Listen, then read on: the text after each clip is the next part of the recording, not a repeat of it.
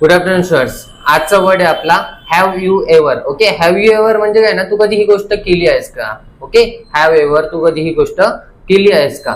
Suppose for example तुम्ही जर समोरच्याला बोलले तू कधी फोर व्हीलर चालवली आहेस का? Have you ever driven a four wheeler. Okay, पहिले हॅव वापरायचा, देन सब्जेक्ट, देन एव्हर आणि त्याच्यानंतर V3 वापरायचा. ओके, त्याच्यानंतर तुम्ही त्या समोरच्याला विचारू शकता तू कधी आंब्याचा ज्यूस पिला आहेस का? मँगो ज्यूस पिला आहेस का? Have you ever drunk mango juice? Okay, तू कधी तिच्यासोबत बोलला आहेस का? Have you ever talk with her? ती कधी तुझ्या घरी आली आहे का?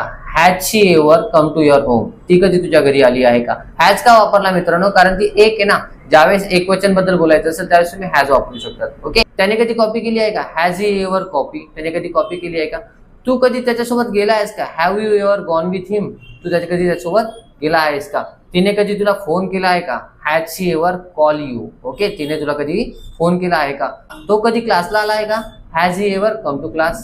ओके, आता एवढे सेंटेन्स सांगितले मित्रांनो. एक सेंटेन्स तुम्ही ट्रान्सलेट करा नक्की इंग्लिश मध्ये. ओके, हॅव यू एव्हर किंवा has he ever, has she ever म्हणजे तू ही कधी गोष्ट केली आहे का? त्याच्यानंतर V3 वापरायचा. ओके, तू कधी त्याचं पाणी पिला आहेस का? हे इंग्लिशमध्ये करायचं असेल तर कसं करणार? तू कधी त्याच्यासोबत बोलला आहेस का? हे इंग्लिशमध्ये कसं करणार? तू कधी रडला आहेस का? हे इंग्लिशमध्ये कसं करणार? नक्की कमेंट करा. Have a good day.